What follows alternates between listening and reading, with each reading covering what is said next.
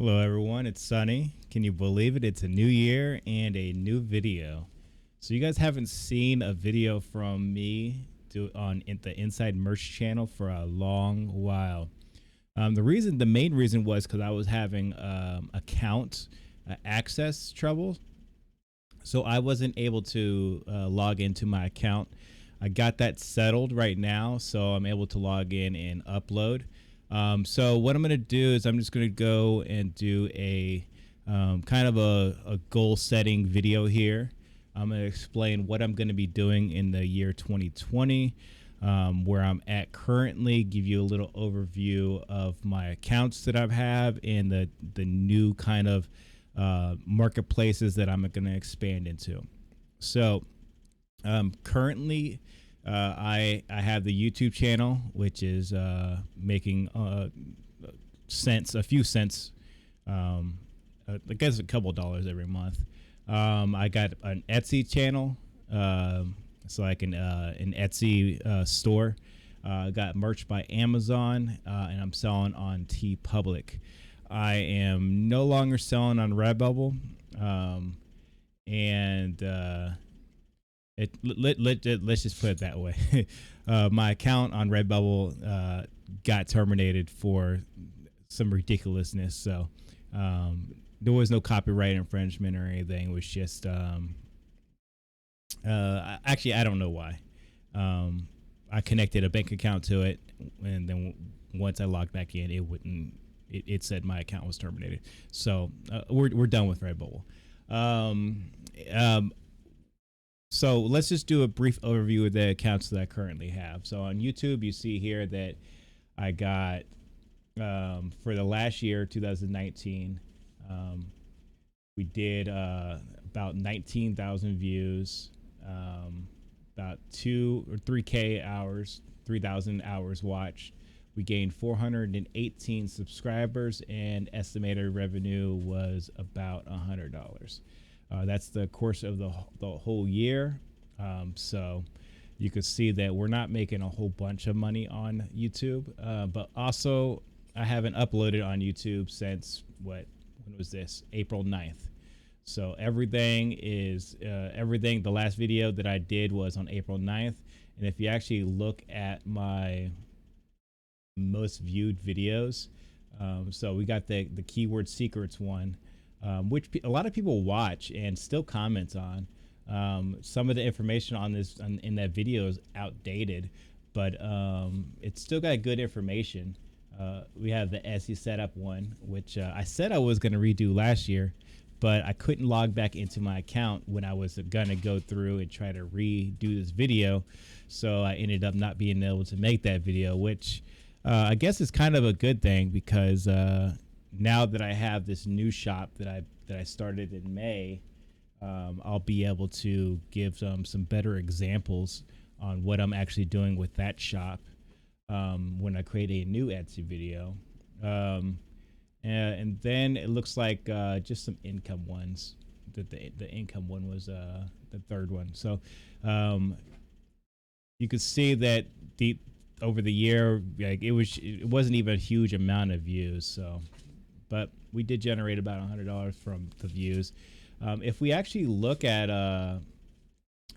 one of the things that most people don't know is that, like, you get like a CPM, which is how much YouTube is going to pay you per 1,000 ads viewed. In the income and like making money or like real estate, like the financial sector on YouTube has a really high CPM. So if we look at my average 1,000 views here, you see I got about 20,000 views. Okay. From the revenue, I got $25 per 1,000 views. So you got to also keep in mind that a lot of people are like not using, like they're using ad blockers, or they got a premium or something like the YouTube premium or something. So I'm not getting monetized from all 19,000 views. So, but the the CPM from the people that I'm getting is super high. So Amazon or not Amazon, but YouTube likes financial type videos, and so they pay well for that. And you can actually see that it's actually up.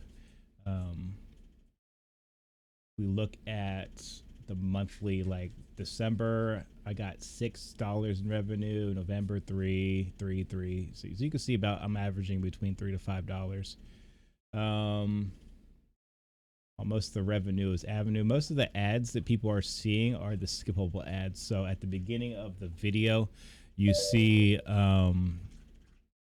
you'll see an ad and you have to watch the first 5 or 10 seconds. I'm not exactly sure. I have YouTube Premium, so I don't watch ads, but I believe it's 5 or 10 seconds, and then you can skip the ad. And so most of that's coming from them that initial ad that people see. And then my videos are very long form, so I get in multiple ads throughout the course of the video. So I'll have a starting video, I'll have an ad in the very beginning at the start of the video, then there'll be ads put out throughout, and YouTube chooses where the ads are. Well, I allow YouTube to choose where the ads are. So that's YouTube there.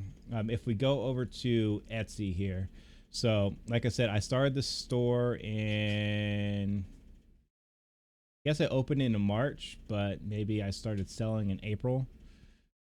Not sure, of last year. And total revenue was about 1,400. I had 59 sales, 6,000 visits. So that's a conversion rate of about 1% there.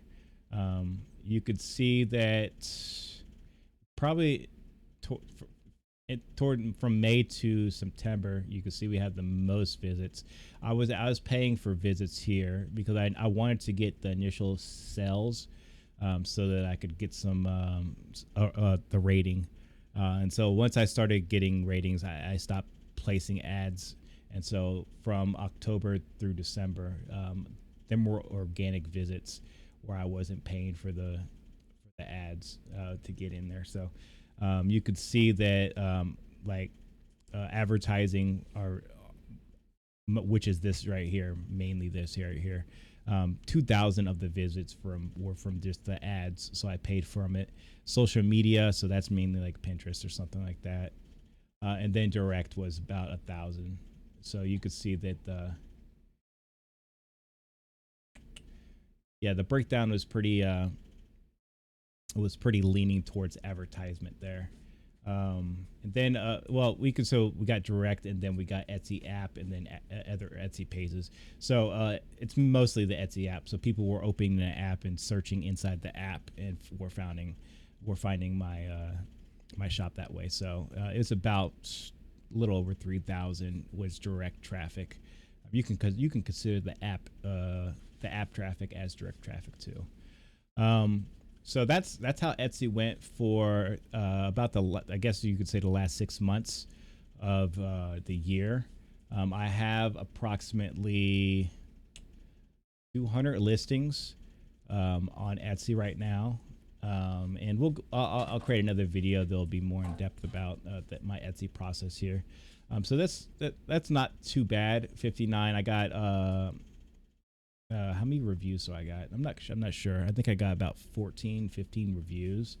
So we're gonna push harder to get to. I want to get somewhere close to about 1,000 listings for the shop, and I think once I hit that point, we'll start hitting the point where we have enough listings that we'll start to really see multiple of our listings throughout specific keywords. For Merch by Amazon, so if we look through,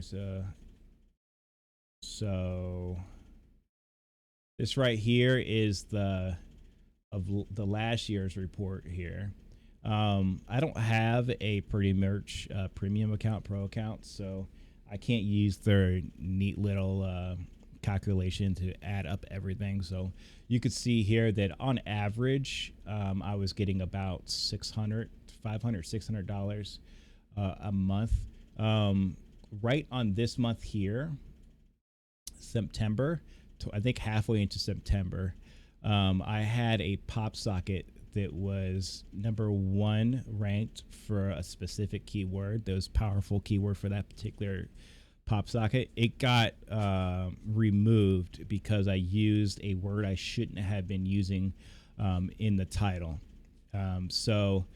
Unfortunately, that listing was over a year old, and it had a lot of it had a few reviews on it. I think I had like 25 reviews or something like that. It actually in December of 2018, it was our top seller. So there was a lot of income coming just from that. Like a couple $100 of this income was coming just from that pop socket and then another pop socket. So you could see that we had like a huge drop in income there. Now, fortunately, I was able to re-upload the design, and I made sure I did not create the same type of title. I made it very, very vague, but not having that particular keyword in there. Really, it wasn't like it was a copyrighted keyword. It's just that Amazon has certain descriptors they don't want you to use, and so not being able to use that descriptor didn't allow for the SEO of that listing to really grow as effectively as it did before. So I ran some AMS ads towards it, targeting that keyword, because you could target that keyword, that descriptor keyword in AMS, and then once people make purchases with that key, after they found that listing through that keyword from the AMS search, Amazon will then link that keyword to that listing, and it will start to organically get some search power from that keyword, even if that keyword isn't actually in your listing. So I did that. It took a couple of months, but I was able to bring it somewhat back to where it was. I'd say about 60% about where it was. And so that's where we came into December, where again, that pop socket was the number one seller. So last year I really focused on pushing pop sockets, and it really took a hit on my shirts. And so this year I'm going to take a focus a little bit off of the pop socket side and put more focus onto the shirt side, and try to fill out my my tier bracket. So last year, for the most of the year, I had probably somewhere between 400 to 600 listings. I'm actually at tier 4,000. So you could see I was having a lot of neglect for the Merch by Amazon side, at least by uploading. So I'm going to fill out that tier bracket. Amazon's added a lot of good automation so that I could take one listing and upload it. I like that you could save descriptors now and save titles and brands and all that kind of stuff. So it makes it really easy to upload your listing now. And I don't have to use like an automated tool like Podman over here, which I was using before. I do use Podman, but I don't use it for the automation. I use it for just to save some of the data that I need for a listing, and it does auto translation, so it will translate my listing into German, so that whenever I post my listings, they are posted natively in the German translation, not in English for the German website on Amazon. So if we actually look at the UK listing here, last year I did. I sold one shirt. Or that had to have been a shirt for $4. And for the German listing, you could see that I was selling a shirt. I know what this was. This is one shirt. Essentially, for all these sales here, this was essentially one shirt that was selling on there. And I think it was like the first shirt that I ever put on the German marketplace. It just started to sell a couple here and there. And so really not a lot of income in these two marketplaces. Then we got TeePublic. I sell on TeePublic. You see that my total lifetime earnings here. is 133. I think I started selling on TeePublic somewhere in the beginning of last year, and I really started to push towards the end of last year. So I'd say October, November, December. TeePublic is again one of the sites like Redbubble where it just puts it across a whole bunch of different types of product, and I don't think that they're as big as Redbubble. If I just look at my earnings from Redbubble and my earnings from TeePublic, it doesn't look like there you get as much traffic to TeePublic. But it is much simpler to upload to, especially multiple designs. They have a multiple design uploader. So you could just, if you got a whole bunch of images that are the same theme or the same saying, but it's just like you got it different design for that same kind of concept, you can upload a multiple at the same time. So I got, I think, maybe 40 or 50 designs up right now on TeePublic, and it's slowly building itself up there. So we got 61 items sold for the lifetime of the account, and we'll see how that goes into this next year. If we can get this into a maybe I think a good position to end this year would be making at least $100 a month on TeePublic. I think that would be a good position. So that's where I'm at currently with the marketplaces that I'm on. But let's go into what I plan to do. How do I plan to expand? So I'm going to be going into Kindle direct publishing.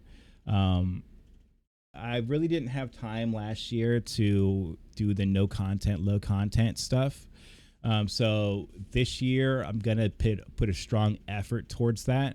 And I actually do have a lot of, I actually spent this week, if we look at like I create everything in Photoshop. It's just I prefer to use Photoshop. I've been using Photoshop forever. It'd be awesome if sometime I could learn how to use Illustrator or InDesign.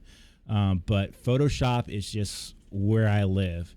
So this is my main interior mock-up page here. And so you could see here that I got like kind of like all the stuff that I'm going to be using to build out my journal. So I have like page elements.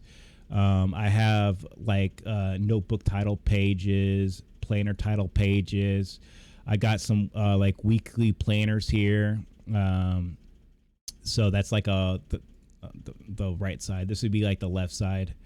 We got like another planner layout here. I got like a little insert that you could put on the very beginning of your page. Someone can like for like a journal or something. My copyright page. I got a holiday page, like a little calendar page. Like you could do like a 2-page layout for like the beginning of like a planner or a journal, so people have like a little calendar, just a little extra bonus or something, to throw in there. Got like a journal covered there, journal cover again. Journal page, and just some lines. And that's pretty much it. I've been trying to build this out here. I've been using a couple of services to help give me some inspiration. I don't like to like just use somebody else's like planner design. I like to build it out myself. So I'll look at somebody, if someone has an interior, I like even like the journal pages here, like sure, I can go and someone could make this for like have this as a page for me, right? But I'd rather go in there and create everything myself, right? And then I can edit it to my desire, like let's look at like let's turn this off here and let's look at this, like this right here. So there's like that's like page 1, that's page 2. So we got a Monday through Sunday. Sure, I could have someone have this pre-made for me, but then if I wanted, I couldn't move these things around. So I can move all these elements because I created all these elements myself. I can move this all around. I can remove the text. I could change the text to whatever I want, change the fonts, to the desired to make it more suitable for the type of book that I'm creating, like the theme of the book. So I like to create everything myself, and I can use inspiration from other sources, but I create everything in here, so that I can edit it in the future. And so then I go in, I save it as a file, convert it to PDF, build it out. I use a couple of services to help me with the building out the PDF, or some software to help me with that also. But I'll go into more detail about that. I'll create a Kindle like video where I talk about this process and the workflow that I use. So you can see that I have nothing. I do have one book that I put up that is currently in review. I just need to. I don't want to put a whole bunch of books up and mess up the upload process. So I did one upload. I wanted to make sure I got it down correct. It was all done, no errors. That way I could start mass building this out. Because with these KDP books, once you got an interior, you can the covers are simple to do. But you want to have good interiors. You see a lot of these interiors that are just lines or dots or grids or things like that. And that might get you a sell here and there, but if you talk to let's just like planners and journals are normally on the female end of the spectrum there. If you talk to women, or you look at what planners women are actually used, they like these little cutesy things in there. They don't just want lines. They want calendars. They want grids. They want bullets and a whole bunch of extra stuff. It's just easy to build out if you just take the time to initially do it, which is what I do here. I took the time to initially build out everything. Then once I have that interior done, I can use that interior on hundreds and thousands of books, once it's done. So you're not just left with just like a simple, it's not just a simple line. Like this is good for maybe a very simple kids journal or something like that, but I wouldn't create a whole journal with just this as the interior. This is boring. When people go in there and they click that look inside button and they look inside your journal and it's just this, that is boring for $8.99, $7.99, $5.99, 100 pages, 140 pages of this is boring. You got to be a little bit more creative. So I'm actually thinking about seeing if people are actually interested in my interiors that I create. If they are, I don't know. I might give them away. I might charge for them. I'm not sure. It does take some time to create these, so I might create an Etsy shop with the interiors there for sale. I'm not. That's an idea. And if you do want some awesome interiors, Etsy is a great spot to go. Just type what do you type in Etsy? Just type KDP, just KDP by itself, and you'll get a whole bunch of interiors there. They're pretty cheap. They range from about like $2 to like the really good ones, like upwards at like $18, $20. But some good inspiration there too. So I don't only want to use just KDP for this journal. If I'm gonna do journals, I'm gonna do journals everywhere. So I'm gonna do journals on Etsy. I'm gonna do journals on my website. I'm gonna do journals anywhere I can. So to do journals outside of Amazon, I'm actually gonna use a service called Lulu. Now I've been on Lulu before. I've had my account on Lulu for I don't know, maybe 4 years or so. I was doing some ebooks way back in the day. But what's great about Lulu is that they publish the paper copies of books, just like Amazon does. It's not as fast. It is not as cheap, but it's pretty cheap and it's pretty fast. Okay. Of all the services, and I looked at a whole bunch of them. Of all the services to do print on demand books, Lulu is the cheapest and the fastest. So what Lulu does essentially is they'll give you an ISBN. It's just like Amazon. You upload the PDF, you set your price, and you publish it. They have a storefront, a Lulu storefront, where your thing will be listed there. But you can always take that listing, and you can order it yourself. They actually encourage it. They got a service called Lulu Express. It's the print on demand option. So it's exactly how it would be, how you would expect. You would let's see here. They don't actually have an illustration here. So you would just you create your book. It would sit on like like a, I don't know, a back end, just like KDP here. It will sit on the back end, and whenever you get an order, you place the order, and it gets fulfilled in about 3 to 5 days. Shipping is anywhere between 2 to 10 days, 2 to 15 days. They have like the standard shipping is like 5 to 10 days or something like that. It's ridiculously long, but they do have a more expensive express one, which is 2 to 5 days. But you could do a whole bunch of different types of books also. So the great thing about Lulu is that you can create your paperbacks that you can normally do for KDP, but you can also create comic books. You can create magazines. You can create calendars, and they got all the different formats that you would think here, that you would want here. So they got perfect bound, which is what you're going to get from Amazon. Amazon is perfect bounds. It's the standard binding that you see on books. But then they also have like coil bound. So coil bound's obviously what you would want for like a journal or something. It's going to be a little bit more expensive, but it gives that journal feel, you know. Then you get the saddle stitch. This is like if you want to create coloring books. You got a small amount of pages, like 20 pages or something like that, and you just need something to be the pages to be stapled together, because that's what it is. It's a staple binding. There you go.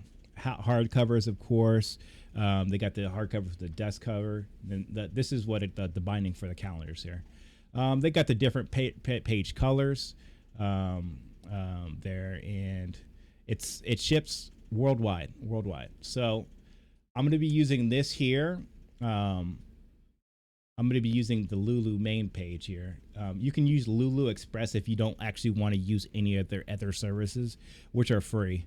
But I'm going to use the main Lulu.com page. And you could see that, like, let's just say if the base price of your book was $14.95. It will cost you, and this is for like a standard perfect bound 6x9, 200 pages. Your standard the price of that book would be about $5.54. Lulu takes $1.99. You make $7.53. So pretty good deal. Now what Lulu will also do is, once you create your book, now this is not with the Lulu Express. This is Lulu.com. Okay. What they will actually do is they'll put your book on their marketplace. Okay. But they'll also, for an additional fee, and they do have certain requirements. So you want to make sure you read the distribution requirements for retail distribution. They'll push it to Amazon, okay, as a physical book. They'll push it to Barnes and Noble, the Barnes and Noble marketplace, which I actually have a Barnes and Noble. I think it's actually Nook or something like that. I forget what they call their marketplace. I have a separate account which I'll be using that. I'm not going to be using Lulu's version of that. I'll be doing it myself on the Barnes and Noble side, where I have a little bit more control. So you can create a Barnes and Noble account yourself also. But they'll push it to Barnes and Noble, and they'll push it to Ngram. Okay, what Ngram is a distribution network where a whole bunch of like libraries or bookstores, they order books from Ngram to fill out their shelf space. So Lulu will push it to other marketplaces for you. Now it's going to cost you a little bit more. So You get the base price of the book plus the distribution fees is going to be $7.47, and then Lulu is going to take a share of 40 cents. And then of that same $14.95, you only make $1.58. But if you think about it, you're not doing nothing. You're just they're doing all the work, so that's extra. That's just extra income for you. Now, the thing about this side distribution is it takes a much longer to get paid. I think it's like a net 90 or something like that, maybe a net 60. I'm not sure. Before you get the royalties from the sales on the other distributions. So this is what I'm going to be using to sell on Etsy, and then I'll have Lulu also push it to other marketplaces. And then that's kind of like how I'm going to be going with to further expand these no content journals. And then I think somewhere in February, late February, maybe early March, I already have a Wish merchant account. I'm going to test out selling my print on demand products. I use Guten to fulfill through Etsy. So I'm going to test my Guten products on Wish and see how well that works. The thing about Wish is that it takes a little bit longer for you to get your the money back from the sale, so you got to have some cash on hand. So you don't want to start with Wish if you don't have some on hand cash. So I'll probably set this up and start playing around with this in like the February and March, and if anything comes out of this, I'll definitely make a video about that. So that's the overview of my plan for in 2020. I'm going to try to make more videos for YouTube. It's kind of hard and to think of things to make videos about on YouTube. I'm not one of them naturally creative people. So if you think that there's something that you want to learn, some topic you want me to talk about, please leave a comment and let me know. Before I forget, I also did create a don't switch. Okay. I did create a Discord. I know I was using Facebook before, but I'm kind of not using Facebook anymore for any reason. So I think Discord's going to be a more accessible platform for me to communicate with people. And so what I think I'm going to use Discord for is obviously a chat room. And then I'll use it a little bit for the marketing side, so I can market the videos that I create here. And then again, I think I'll post like free content, like if like templates and stuff like that. If I think there's something that I really don't want to charge for, but I do want to like give out to the community for free, I'll post it here as like a download or something like that. But there'll be a link to the Discord server. There's an app, but you can also use it in browser. So you don't need the app. You can do everything in browser also. I'll put the link in the description. Along with if you decide that you want to start using Etsy, fool around with Etsy, I'll put a link to my Etsy affiliate link there. And what that does is if you sign up through that link, they'll give you, I believe, 40 free listings. It's 20 cents per listing on Etsy to have like a listing on the website. So you'll get 40 free listings. And so what will happen is they'll give you 40 listings and they'll give me 40 listings. I don't make money off of it. They just by referring people, I get more listings for free, essentially. And so it's a way for me to offload some of the costs of running the Etsy website. So you get a little bit and I get a little bit. Let's see here. I think I'm also going to start talking a little bit about, since I'm going to start converting this channel into a passive income channel, not just necessarily a print on demand channel. So I think I'm actually going to start talking a little bit more about my stock investments and other ways that you can make passive income, or that I'm making passive income. I don't want to make theoretical like videos. Like there's a lot of people out there who just create videos and they don't actually make money from what they're talking about.